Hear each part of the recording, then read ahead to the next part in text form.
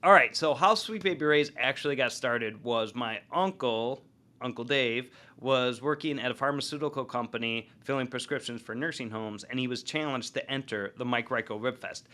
And at the time, the Mike Royko Ribfest was the largest rib competition in the country, and probably, actually, I don't even know if they have a rib competition that big today.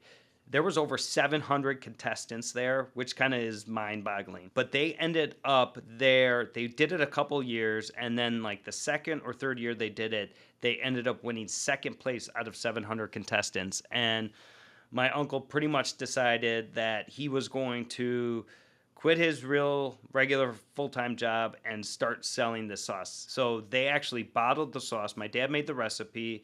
They entered the Rib Fest. They did really well. Uncle Dave quit his job, and then they kind of hit the ground running with absolutely no experience or knowledge of what they were doing. I mean, they had $2,000, barely a high school education, and a dream, and they were able to grow it to a $30 million brand, which is just remarkable to me. In this day and age with social media and all the tools we have at our disposal, they didn't have any of that. You know, they had persistence, hard work, and just a drive, and knowing they had a great product, but not really knowing the ins and outs of the business. So they really had to learn along the way. And just as we're getting started with Duce's Wild, I'm like going through that process, and I'm like, how did they do this 40 years ago? It just was without any experience. It's hard for me, and I have Uncle Dave and all these connections throughout the years that I've developed and that he's developed, and it's still a challenge. So really how they were able to grow it from nothing to a $30 million brand in 20 years is just remarkable. I mean, in today's money, that's probably 60 or $80 million. So it's like really unbelievable what they were able to do. They had a great product. They had a great name. People love saying Sweet Baby Ray's. It's like they hit the nail on the head. The logo's really good. They did so many things right that I couldn't, I get goosebumps just thinking about it. My dad passed away a couple years ago, and I know he was so proud to be the inventor of Sweet Baby Ray. If he walked into a room of people, he would let you know that he invented Sweet Baby Ray's. It's just so cool.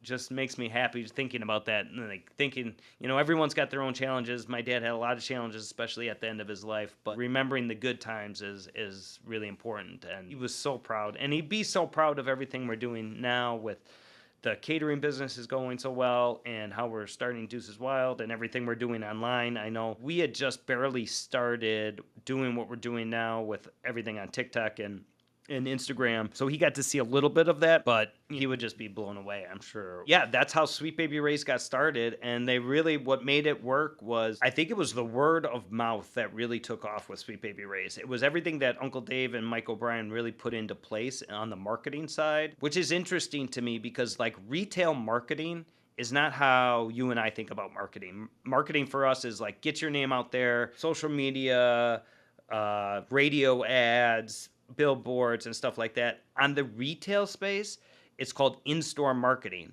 and that's the little tag that says your product is on sale, and that's what they call as marketing dollars in the retail space, which doesn't make sense to me, but that's what it is that tag catches your eye, and that's what causes you to buy a new product or a product that's on sale, or could say local. It could only be like 50 or 60 cents off, but they put that tag there so it really catches your eye.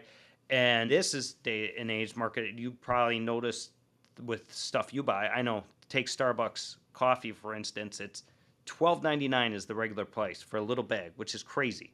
But it's so regularly on sale for $6.99, which used to be the normal price. So it's like you're thinking you're getting this like 50% discount. That's how they're positioning it. And so many of the big brands are doing it that way. And that's our plan to go to market with Duce's Wild. It's called high-low pricing. And that really gets the needle to move. And, it's playing on people's psychology and things like that. But that's just the way that market is done right now.